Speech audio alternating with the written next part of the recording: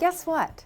Coal, you know, the dirtiest energy industry in the world, is asking the Supreme Court for the right to be even dirtier. Yeah, the American coal industry and a handful of coal-producing states are trying to gut one of our most basic and vital environmental protection laws, the Clean Air Act. That's the act that passed more than 50 years ago to keep the air clean and safe to breathe. But the coal industry wants to turn things upside down so that the law would protect their ability to pollute instead of protecting our health and our climate. Cynical enough for you? But they don't have the public on their side.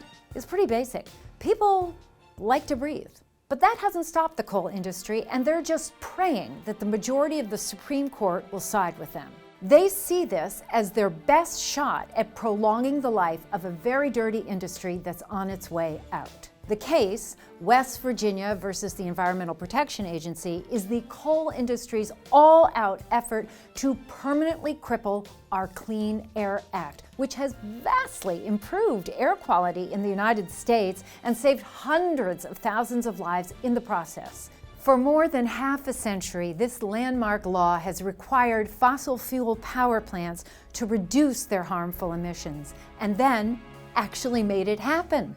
It's been a remarkable success. The whole time, the NRDC has been steadfastly defending the Clean Air Act, fighting back against corporate polluters who stop at nothing to try to wriggle out of following the rules that have saved so many lives. But coal interests don't want the Environmental Protection Agency to protect anything.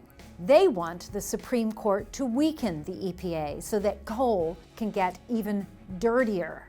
Yup, the world's dirtiest industry wants the highest court in the land to give them a free pass to keep spewing emissions.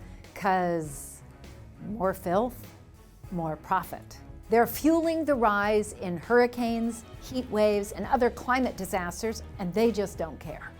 I mean, it would be funny if it wasn't so scary. But this Supreme Court, with its new super conservative supermajority, just might be receptive to the argument. With tons of money behind them and a boatload of politician pals to back them up, coal companies see an opportunity to turn the clock back to a time when they called the shots, before the Clean Air Act started saving lives. I'm not kidding when I said that if these guys get everything they want, the Clean Air Act basically goes up in smoke.